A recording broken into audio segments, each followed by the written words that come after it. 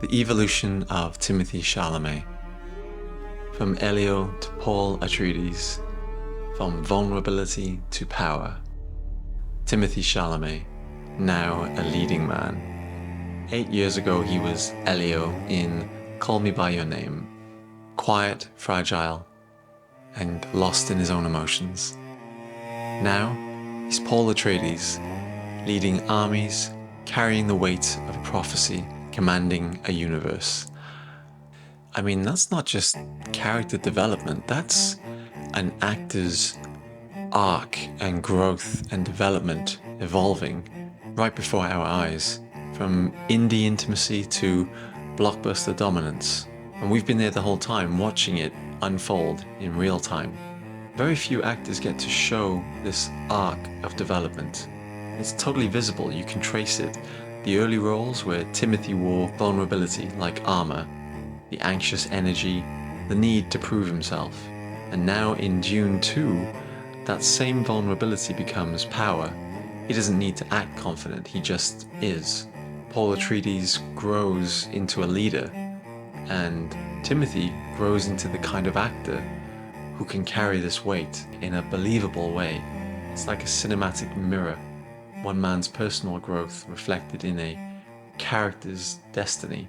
But outside the camera, I felt it needed to be protected and taken care of. The pressure. I felt that, and I realized, and we became close friends because of that. When he came back on part 2, he had to work with you again, and on other movies, and I felt the amount of how he did grow up between both. And when he came on part 2, he was really like a leading man. He was more assured, he knew where to put his limits, how to and focus. Again, it was a documentary because Paul Atreides' arc was also Timothy arc. Interesting, yes. Audiences respond to Chalamet because he's believable. The vulnerability plus intellect plus charisma equal this leading man magnetism. Call Me By Your Name is early sensitivity, but Dune 2 is the conviction and control. It's almost like we're watching Timothée Chalamet playing Timothée Chalamet. His evolution is mirrored in every role that he inhabits. Director's support matters. Luca shapes the emotional core. Denis amplifies it into myth, layering humanity under the heroism. Timothy doesn't have to shout or overplay. Subtlety and restraint do all the work. Timothy's journey wasn't overnight. Films like Beautiful Boy, Little Women, and Bones and All honed his craft.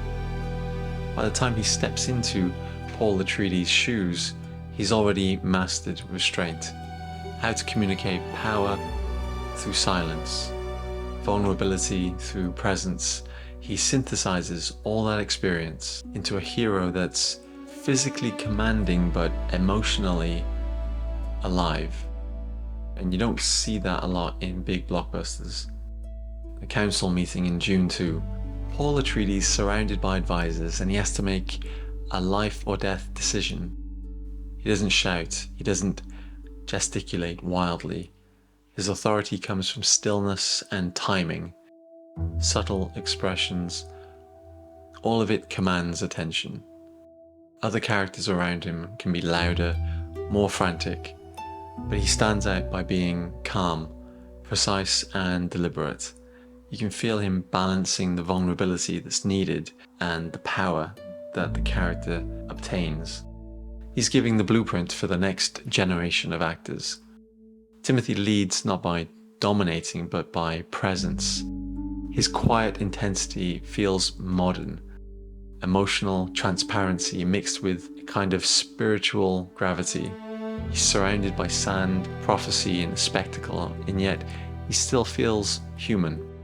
He's not acting like a savior, he's carrying the burden of becoming one. It's rare to witness an actor's evolution so clearly, not just in fame, but in his fearlessness. Every part that he picks has a level of risk, emotionally, physically. He's coming across like a real artist, an actor who's evolving. He's showing us the type of actor that he's becoming, choosing courage over comfort. It's rare to watch an actor's evolution so clearly. From Elio to Paul Atreides, every role he picks has a lot of risk, emotional, physical. He's becoming an artist. He's not just an actor who is evolving, he's someone who chooses courage over comfort. For us watching, it's not just about Paul Atreides stepping up, it's Timothée growing into the kind of actor who can carry any type of story, any type of film. And I know we're in a subjective business, but the truth is, I'm really in pursuit of greatness. I know people don't usually talk like that, but I want to be one of the greats. I'm inspired by the greats. I'm inspired by the greats here tonight. I'm as inspired by Daniel Day-Lewis, Marlon Brando, and Viola Davis as I am by Michael Jordan and Michael Phelps, and I want to be up there. So I'm deeply grateful to that. This doesn't signify that, but it's a little more fuel, it's a little more ammo to keep going. Thank you so much.